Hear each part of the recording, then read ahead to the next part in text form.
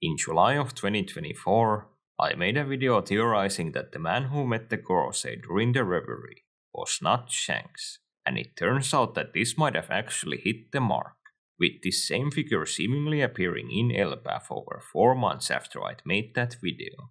My video was however hardly the only, or even the first video on YouTube that actually covered this theory, and some very popular YouTubers have actually uploaded videos about this idea from 2023 and before. My video was however the first to point out the difference in this figure's speech compared to Shanks, where in the original Japanese, the character who met the 5 elders spoke to them formally, which is something Shanks literally never does regardless of who he is talking to.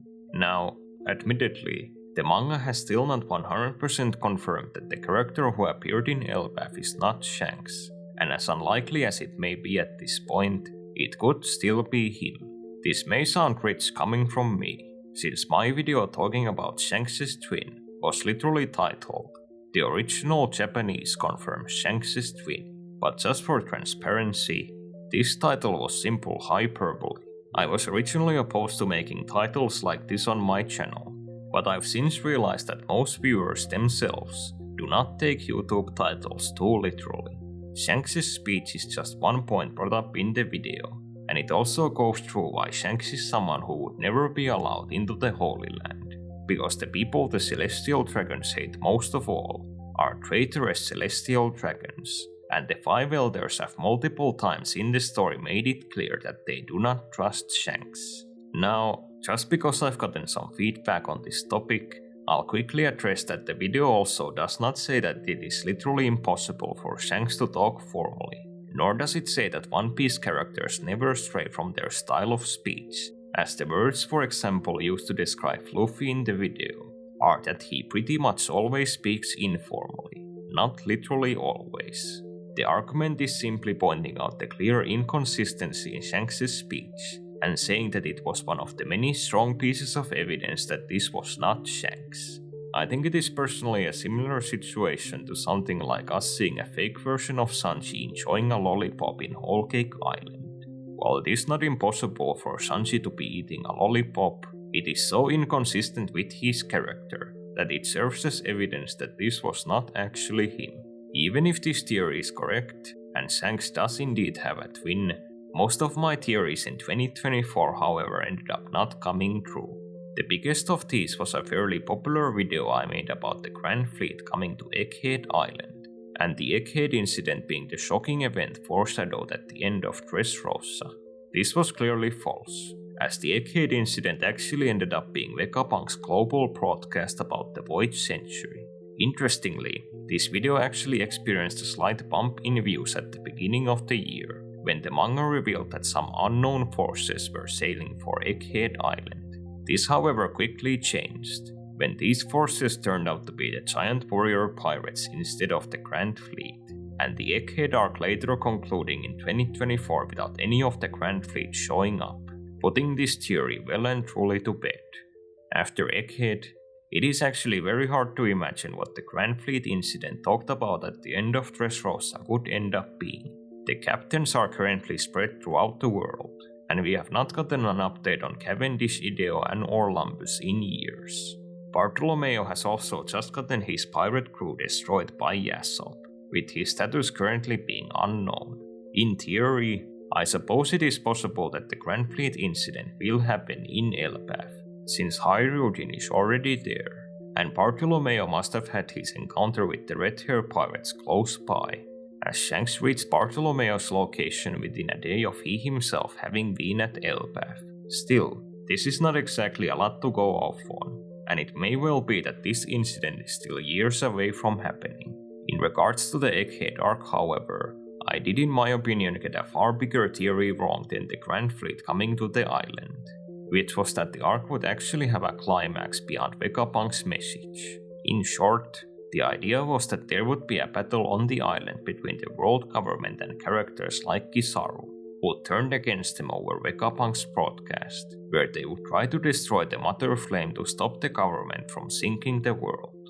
This clearly turned out to be wrong, as much of it relied on the idea that people like the Marines would immediately turn on the government after hearing Vegapunk's message. It does, however, leave the story in an interesting place, where now that the government is in possession of the Mother Flame, they technically can use the weapon that destroyed Lucia Kingdom to sink the world at any time they want.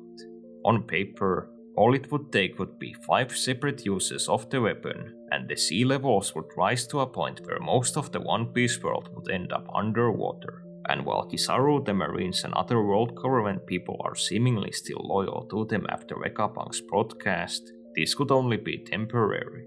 Even though it did not happen after Egghead, I still believe that the Marines will turn on the government at some point in the final saga.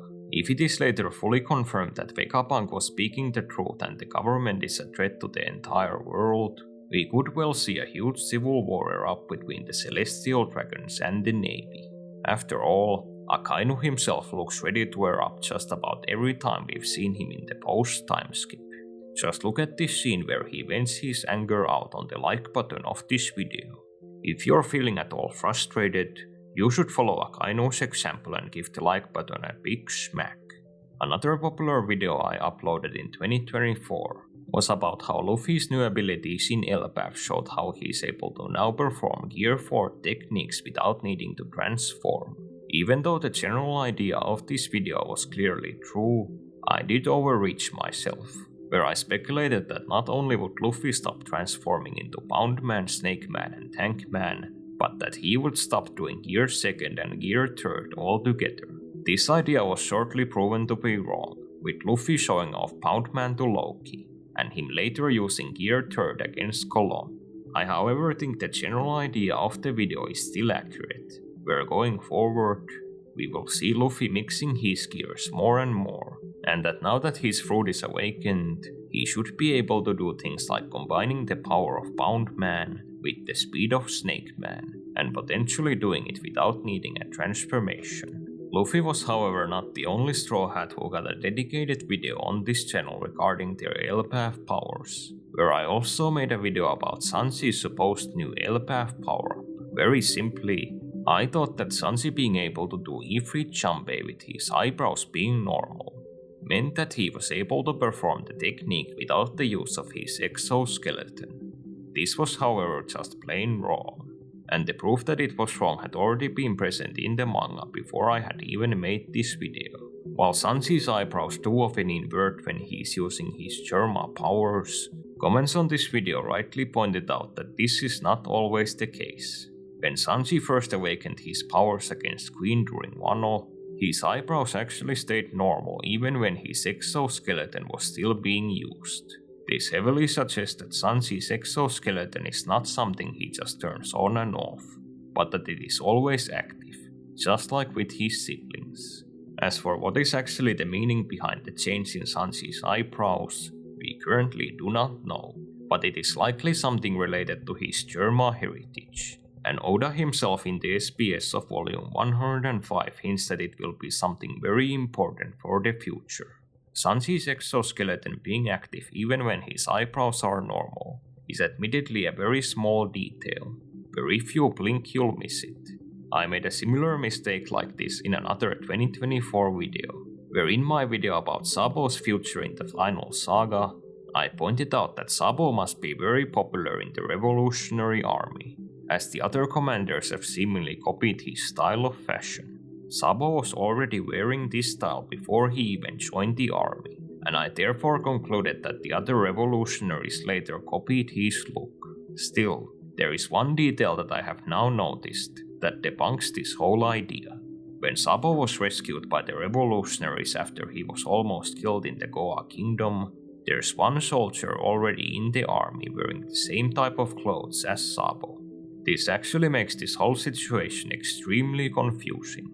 This is because not only Sabo, but Sabo's biological family in the Goa Kingdom also dressed in this way. Yet somehow, some way, the Revolutionary Army coincidentally also uses the exact same fashion. As far as I know, we have also never seen anyone in One Piece dressing like this outside Sabo's family and the revolutionaries. The only explanation that I can come up with is that these are clothes worn by the people of the Goa Kingdom, and because Dragon himself is originally from this country, he decided to respect his roots and make the revolutionaries dress in this manner. And by pure coincidence, because Sabo was also from the Goa Kingdom, his style already matched that of the revolutionaries even before he joined. The last theory I got wrong about the One Piece manga in 2024 was in a video I made about Shiki and his true pirate title that he earned back during Roger's era. Shiki actually held the title of Great Pirate, which is a title granted only to the most notorious pirates in the world, such as Roger and most of the emperors. However, the mistake I made was theorizing that great pirates were pirates who would earn a bounty of over 4 billion berry. I based this on both Luffy and Blackbeard still not being called great pirates even though both of them were emperors. I was however once again correctly debunked in the comments, where people pointed out that I had actually missed one great pirate in the story. In his latest Vibre card, it is actually revealed that Eustace Kid became a great pirate after the events of Wano, and Kid did this with a bounty of only 3 billion berry. This is really interesting, as Kid being a great pirate makes it very likely that Luffy, Blackbeard, Buggy and Law all also have this title, and it has simply not been revealed yet, as these four are just as, if not more accomplished pirates than Kid in almost every regard. It is also possible that there are a lot of other unconfirmed great pirates in the story as well. If Kid is a great pirate, then I could very well also see the likes of Mihawk, Rayleigh and Kusan possessing this title. Admittedly, unlike Kid, none of these three characters are pirate captains, which could be a possible requirement for the title. For the sake of transparency, I will admit that just like with a lot of the theories discussed in this video, me missing the detail about Kid being a great pirate is completely on me. While I always try to base my videos on facts presented in the canon story, there are admittedly a lot of videos where I've overlooked details or gotten my information wrong. I should also probably take this opportunity to clarify that I very rarely make my videos in an attempt to predict the story, and I think this also applies to most other One Piece YouTubers who make theories. For example, I genuinely didn't make the video about Shanks' twin as a prediction, but simply a breakdown of why the character talking to the Five Elders not being Shanks was a possibility. To me, that's really what most theory videos are, where you come up with an interesting idea and explain why it is actually possible, not necessarily why it is likely to happen. Predicting the story is all well and good, and I also have made videos that were intended as genuine predictions. The reality, however, is plot twists in One Piece are most of the time given very few hints before they actually happen, and predicting what is going to happen is rarely something you can do empirically. For example, the twist of Stussy being a clone was something that before Egghead was only hinted at by her age being listed as secret in her Vibre card.